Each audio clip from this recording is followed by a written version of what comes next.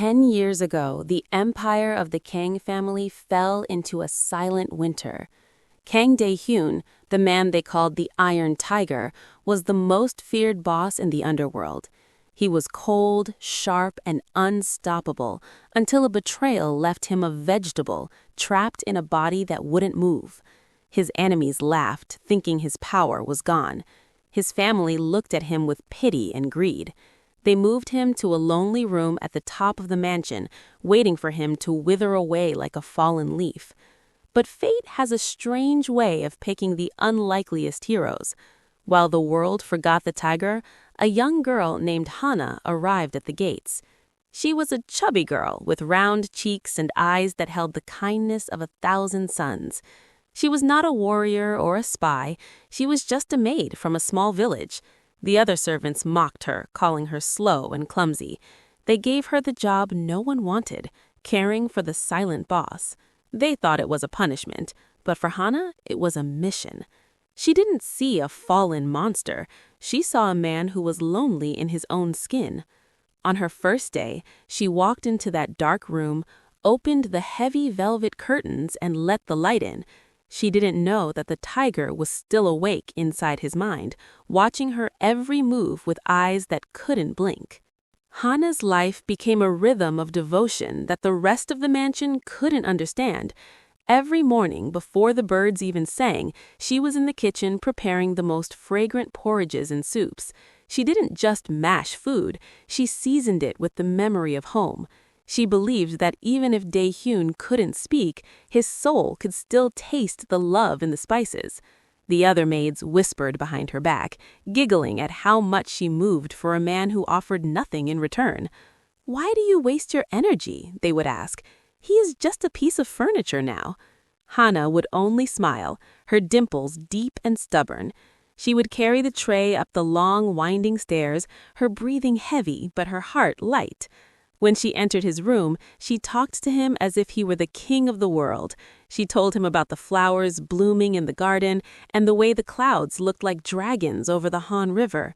She washed his face with warm water scented with sandalwood. She massaged his stiff muscles with steady, strong hands. Inside that frozen body, Dae-hyun felt everything.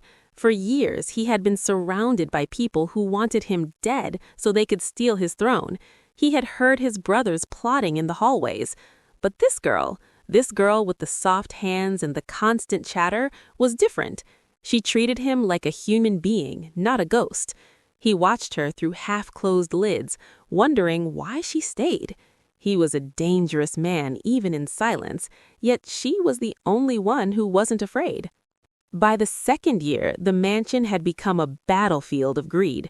Dae-hyun's younger brother, Sang-woo, had taken control of the businesses, but he was a cruel man without a drop of honor. He would often come into Dae-hyun's room, not to check on his health, but to brag about how he was destroying everything their father had built. He would blow cigar smoke into Dae-hyun's face and laugh at his brother's helplessness. "You're lucky I let you live," Sang-woo would hiss.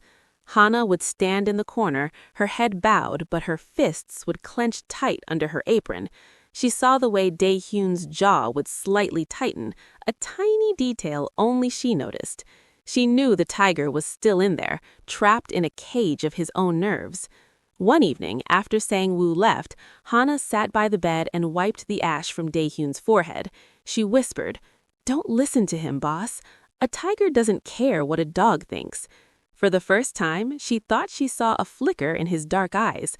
It was like a spark of lightning in a midnight sky. She felt a shiver run down her spine. From that day on, she made a silent vow. She would be his shield. She would be his voice until he found his own. She started bringing him news from the outside, whispering the secrets she overheard in the kitchen. She told him who was stealing money and who was truly loyal. She didn't know if he understood, but she felt a strange connection growing between them, a bond forged in silence and soup. 5 years passed, and Hana was no longer the shy girl from the village. She had grown into a woman of quiet strength, though she still kept her chubby frame, which the other servants used to mock her. They didn't realize that her strength came from the heavy trays she carried and the hours she spent lifting Dae-hyun to prevent bed sores.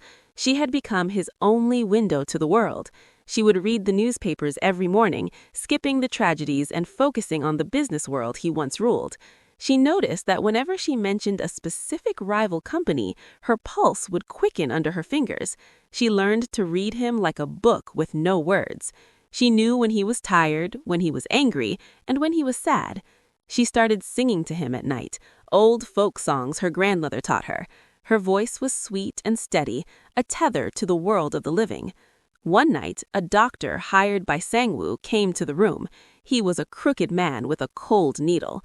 He wanted to give Dae-hyun a medicine that would make his heart stop naturally. Hana stood in the doorway, blocking the path. "He doesn't need that," she said firmly. The doctor sneered at her. "He's a vegetable, girl. Move out of the way." But Hana didn't move. She held her ground like a mountain. She threatened to scream and wake the whole neighborhood if he touched the boss. The doctor retreated, but Hana knew the danger was growing. The vultures were circling, and the tiger was still sleeping. She sat by his bed that night, holding his cold hand, praying for a miracle. The 7th year was the hardest. A great winter hit Seoul, and the mansion was freezing. The greedy relatives had cut the budget for the vegetables room to save money for their parties. Hana spent her own meager wages to buy thick wool blankets and a small heater. She would huddle in the chair next to his bed, her breath visible in the air, making sure he stayed warm. She shared her own meals with him, giving him the best bits of meat and broth while she ate the scraps. She had become his guardian angel, though she never asked for a word of thanks. She would talk to him about the future, imagining a day when they would walk through the palace gardens together. "You'll see, boss," she would say, rubbing his hands to keep the blood flowing. "One day you'll stand up and show them all, and I'll be right there to hand you your coat." She didn't notice, but Dae-hyun's fingers were starting to twitch. The years of her constant massage and the nutrients she forced into him were working a slow magic. His mind was sharper than ever. He had spent 7 years listening, learning every secret of his enemies, and memorizing every tone of Hana's voice. He knew she was the only person in the world who loved him for nothing. He felt a burning rage against those who mistreated her, and a deep, growing warmth for the girl who called him Tiger. He began to practice in the dark, trying to move one finger, then two. It was a slow, painful battle, but he had a reason to fight now. He wasn't fighting for his empire anymore. He was fighting for the girl with the dimples. Year 9 brought a shift in the air. The Blue Dragon estate was humming with tension. Sang-woo was planning a massive gala to celebrate his 10-year reign, intending to officially declare Dae-hyun dead in absentia so he could take full legal control of the family fortune. Hana heard the news and felt a cold pit in her stomach. She knew that once the papers were signed, Dae-hyun would be truly disappeared. She doubled her efforts. She talked to him constantly, pleading with him to wake up. "They're coming for you, boss," she whispered, her tears falling onto his hand. "I can't stop them alone anymore. You have to help me." That night, as she slept in the chair, she felt something strange. A hand, rough and heavy, brushed against her hair. She woke up with a start, but Dae-hyun looked the same as always, his eyes fixed on the ceiling. She thought she was dreaming, but there was a new energy in the room. The air felt electric. Little did she know, Dae-hyun had managed to lift his arm for 3 seconds. The effort had left him exhausted, but his eyes were burning with a fire that hadn't been there in a decade. He watched her sleep, his heart aching with a debt he couldn't yet pay. He saw her worn-out shoes and her simple stained apron. He vowed that if he could just break through the wall of his own body, he would give her the world. The countdown to the gala had begun. The enemies were laughing, the champagne was being chilled, and the vegetable was sharpening his claws in the dark. The 10th year arrived with a storm. It was the week of the great gala. The mansion was filled with decorators and expensive flowers. Downstairs, there was laughter and music, but in the attic room, there was a heavy silence. Hannah was packing a small bag. She had realized she couldn't protect him here anymore. She was planning to sneak him out in a laundry van and take him to her village in the mountains. She was terrified, but her love for him was stronger than her fear. On the night before the gala, Hannah sat by his bed one last time. She had prepared a special meal, his favorite spicy beef soup. As she fed him, she talked about the mountains. "It's quiet there, boss. No one will hurt you. I'll take care of you forever." Suddenly, she felt a strong grip on her wrist. She gasped, dropping the spoon. The bowl shattered on the floor. She looked down and saw Dae-yoon's hand wrapped around her arm. His knuckles were white. His eyes, usually distant, were locked onto hers with terrifying intensity. His chest was heaving, drawing in deep, ragged breaths. "Hannah," he croaked. The voice was deep, rusty like an old gate, and filled with a decade of unspoken power. Hannah froze, her heart stopping in her chest. She couldn't breathe. She couldn't move. She stared at him, tears blurring her vision. He cleared his throat, the sound like grinding stones. He looked at the bowl shattered on the floor, then back at her shocked face. A slow, dangerous smile crept across his lips, the smile of a predator who had finally finished his nap. "Dress up," he said, his voice growing stronger with every word. "We are going to a gala."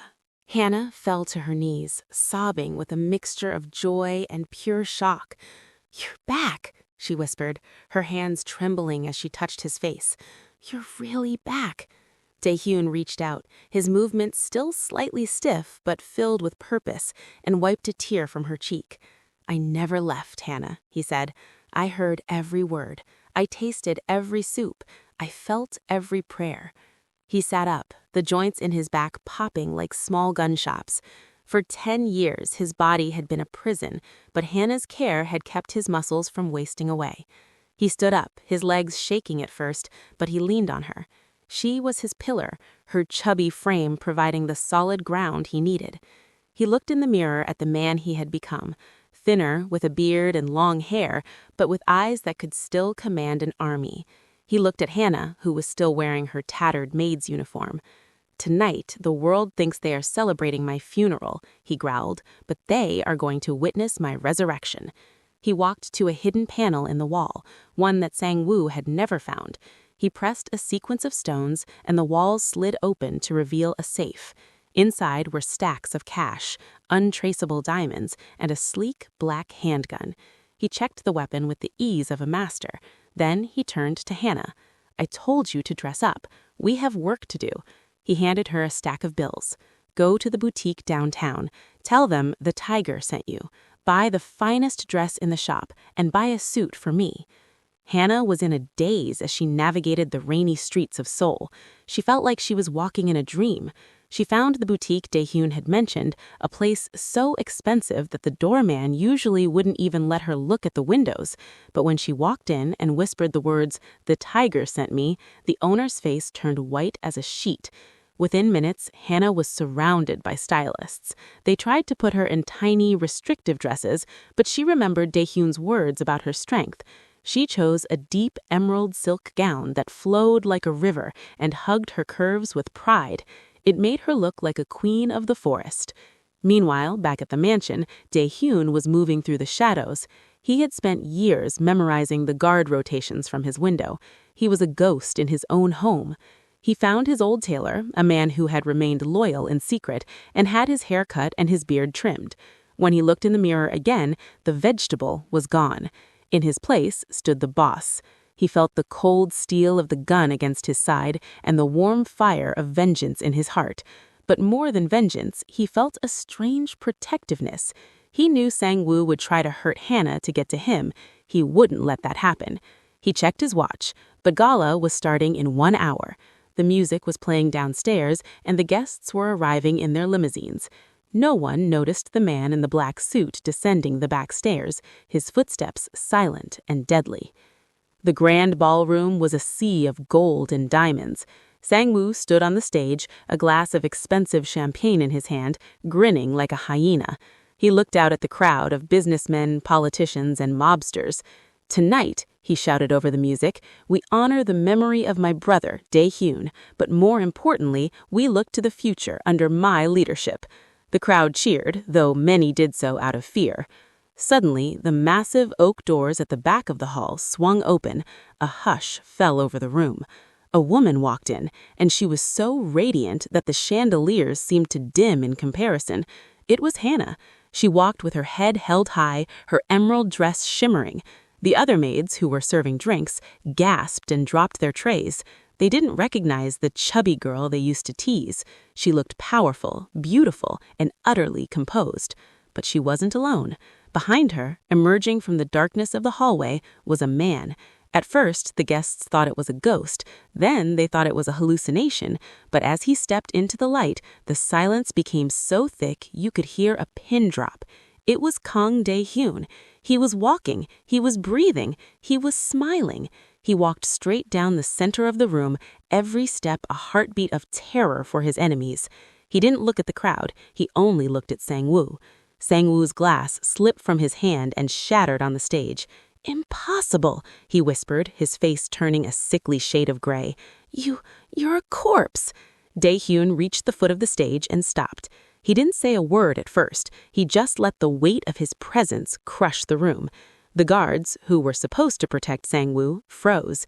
They remembered the Iron Tiger's legend. They remembered that he never missed a shot and never forgot a betrayal. Dae-hyun reached out his hand, and Hannah stepped forward, placing her hand in his. He squeezed it gently, a silent thank you for the 10 years of soup and stories. Then he looked up at his brother. "The reports of my death," Dae-hyun said, his voice echoing through the ballroom like thunder, "have been greatly exaggerated." Sang-woo tried to find his voice. "This is a trick. You're an actor. My brother is a vegetable." Dae-hyun laughed, a low, dangerous sound. "A vegetable that has been listening to you brag about your crimes for a decade, Sang-woo. I know about the warehouse in Incheon. I know about the offshore accounts in the Cayman Islands. And I know exactly who pushed me off that balcony 10 years ago." The guests began to whisper and pull away from Sang-woo. The tide was turning. Sang-woo panicked and reached for his own gun, but before he could even clear his holster, Dae-hyun had his weapon drawn and aimed perfectly at Sang-woo's forehead. The speed was incredible. It was as if the 10 years of stillness had condensed his energy into a single lightning-fast strike. "Drop it," Dae-hyun commanded. Sang-woo's gun fell to the floor with a heavy thud. The ballroom was a scene of chaos and frozen terror. Dae-hyun didn't pull the trigger. He didn't have to. He had already won. He turned to the crowd, his eyes scanning the faces of those who had turned their backs on him. "I am back," he announced, "and the Blue Dragon has a long memory. Those who stayed loyal will be rewarded. Those who didn't, well, you have until sunrise to leave Seoul." He then looked at the head of the police force, who was sitting at a front table. "Commissioner, I believe you'll find a file in my brother's office with enough evidence to send him away for 3 lifetimes. I suggest you go get it before he tries to burn it." The police scrambled to follow his orders. Sang-woo was led away in handcuffs, screaming and cursing, looking small and pathetic. As the room cleared, Dae-hyun finally let his shoulders drop. The effort of the night was taking its toll. He leaned heavily on Hannah. She put her arm around his waist, supporting him just as she had for a decade. "Are you okay, boss?" she whispered. He looked at her, his eyes softening. "I'm not the boss tonight, Hannah," he said. "Tonight, I'm just a man who is very hungry. Is there any of that beef soup left?" Hannah laughed, her dimples appearing for the first time that night. "I think I can manage that." They walked out of the ballroom together, leaving the gold and the greed behind. The weeks that followed were a whirlwind. Dae-hyun reclaimed his empire, but he did it differently this time.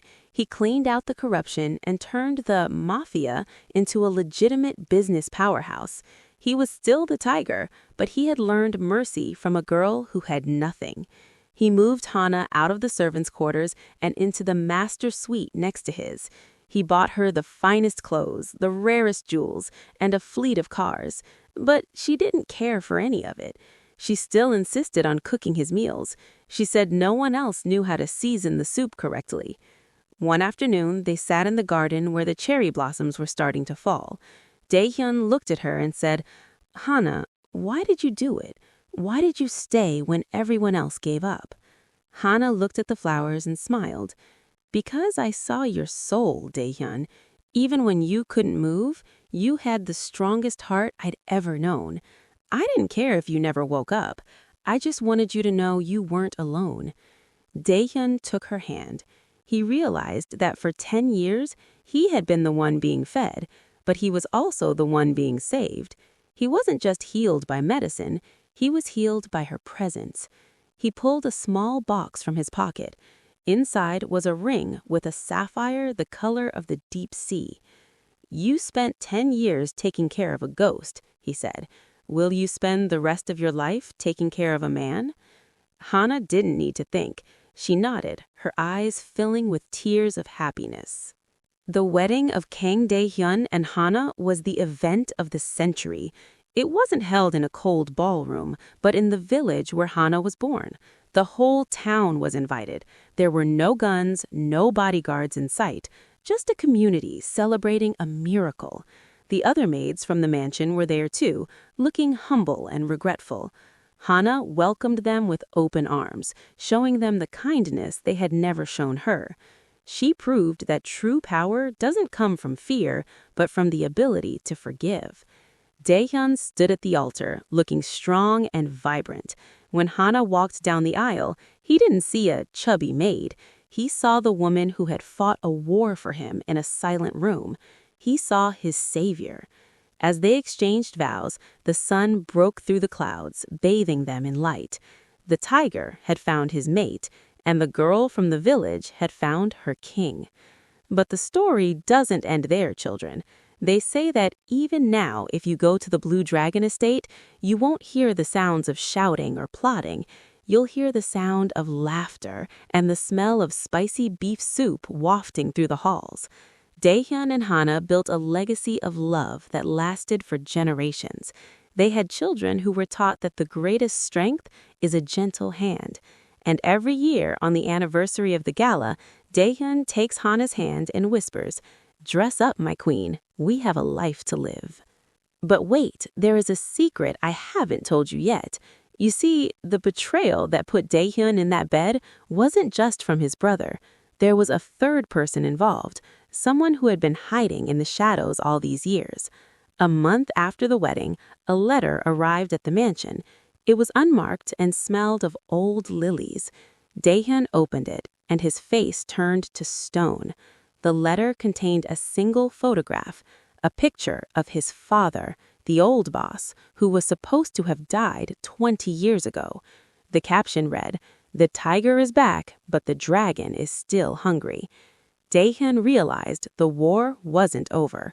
His father, the man who had taught him everything, was still alive, and he was the one who had orchestrated the hit 10 years ago. He had wanted to test his sons to see who was worthy of the true empire. Sang-woo had failed, but Dae-hyun had survived. Now, the ultimate test was coming. Dae-hyun didn't tell Hana at first. He didn't want to ruin her happiness.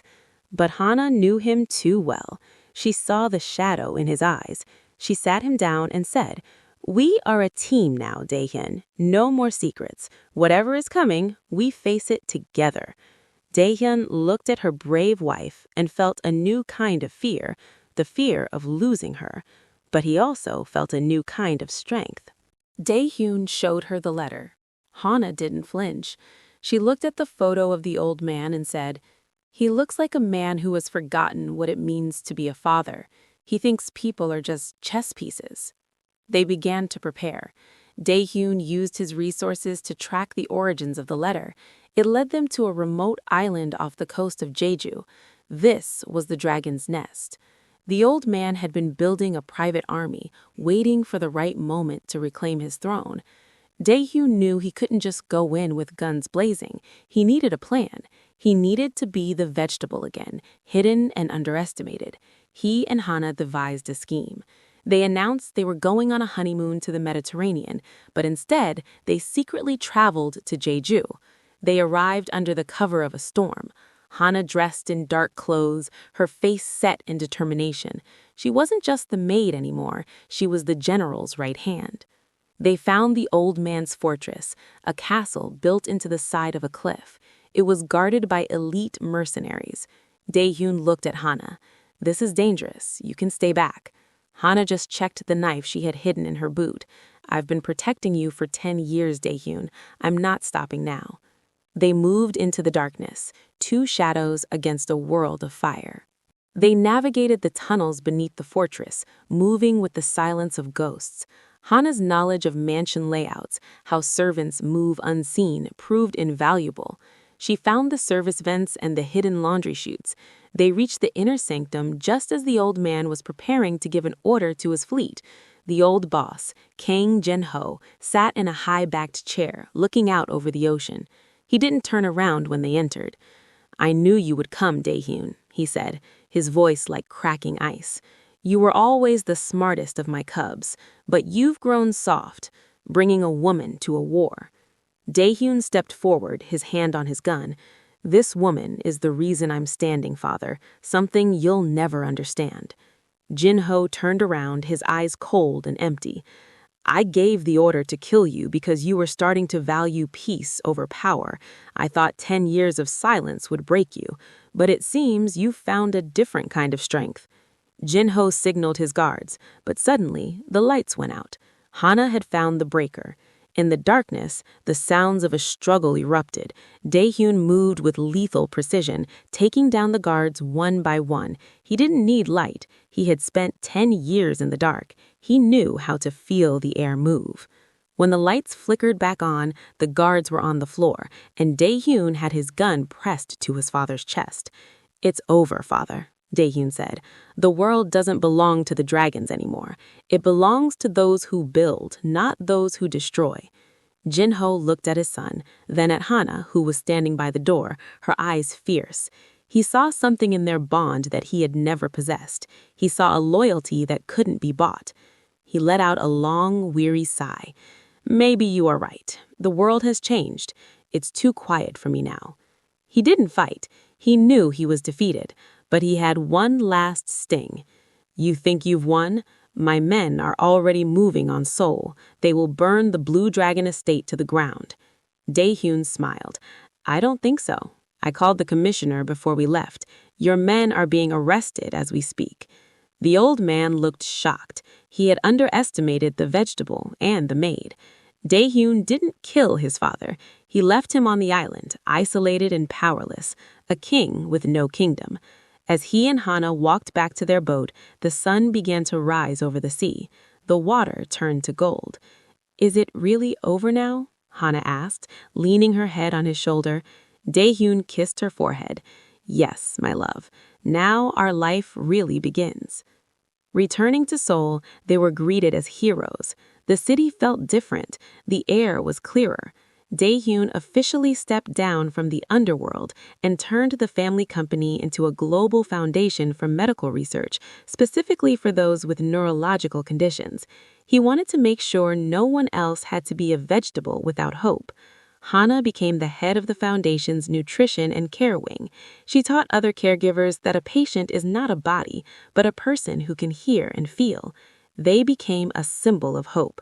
But they never forgot their roots. They still lived in the Blue Dragon estate, but they filled it with light and children. They had a son they named Hope and a daughter they named Mercy. The chubby maid was now the most respected woman in the country, but she still wore her old village bracelet every day to remind her of where she came from. One morning, as she was playing with her children in the garden, she saw a familiar figure at the gate. It was the old doctor who had tried to hurt Daehyun years ago. He looked poor and broken. He had come to ask for a job. Hana looked at the man who had called her a clumsy girl and her husband a piece of furniture. The doctor bowed low, his eyes on the ground. "I have nothing," he whispered. "I was wrong about everything." Hana could have turned him away. She could have had him arrested, but she remembered the lessons of the last 10 years. She remembered that everyone deserves a second chance to be better. She hired him, not as a doctor, but as a gardener. "You will learn to help things grow instead of making them wither," she said. The doctor wept with gratitude. When Dae-yoon found out, he just laughed and hugged his wife. "You have a heart too big for this world, Hana. That's why you married me," she teased. Life was peaceful, but Dae-yoon had one more surprise for her. For their 10th wedding anniversary, he didn't buy her a diamond. He took her back to the small village where she was born. He had secretly rebuilt the entire village, giving every family a new home and a sustainable farm. He had even restored her grandmother's old cottage to exactly how it was. Hana stood in the doorway of her childhood home, smelling the scent of dried herbs and wood smoke. She turned to Dae-yoon, her eyes bright. "How did you do all this?" "I had a lot of time to listen to your stories, remember?" he said, pulling her close.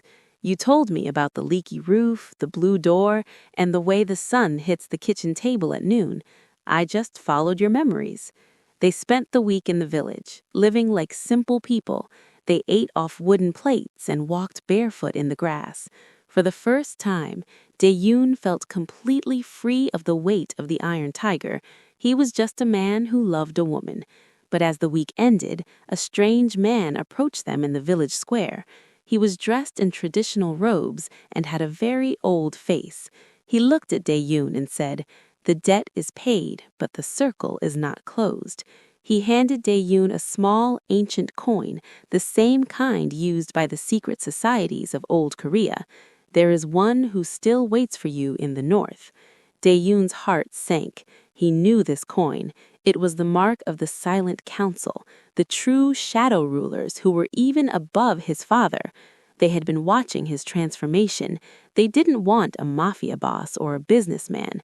They wanted a leader for the new age. Hana saw the coin and knew their peace was being threatened again, but this time she wasn't worried. "We aren't going," Hana said firmly, taking the coin and tossing it into the village well. The old man gasped. "You cannot refuse the council." Hana stepped forward, her presence as commanding as any queen's. "The council has no power over a man who has already died once and a woman who brought him back. We don't owe anyone anything. Tell them that the tiger and the maid are retired." The old man looked at her, then at Dae-yoon, who was smiling with pride. The old man realized he was looking at something the council couldn't control, true, unselfish love. He bowed and disappeared into the morning mist. Dae-yoon laughed, a sound of pure joy. "I think you just fired the most powerful people in Asia, Hana." "Good," she said, dusting off her hands. "I have a cake in the oven, and I don't have time for ancient secrets." They returned to Seoul, but they knew they were finally, truly safe. The council never bothered them again. They had seen that some bonds are stronger than any empire. As the years passed, Hana and Dae-yoon grew old together. Their hair turned the color of winter, but their hearts stayed in the spring. Dae-yoon never went back to the vegetable state, but he did slow down. He would sit in his chair by the window, watching the city he had helped change. Hana would still bring him his soup, and they would still talk for hours. One evening, as the sun was setting, Dae-yoon took her hand. "Hana, I've been thinking about that first day, when you walked into my dark room and opened the curtains. Why did you do it, really?" Hana looked at him, her eyes still holding that same kindness from 50 years ago. "Because, Dae-yoon, everyone deserves to see the light, even a tiger." He pulled her hand to his lips and kissed it. "You were my light, Hana. You were my voice when I was silent, my legs when I couldn't walk, and my soul when I was empty." They sat in the golden hour, two souls who had survived the storm and found the shore.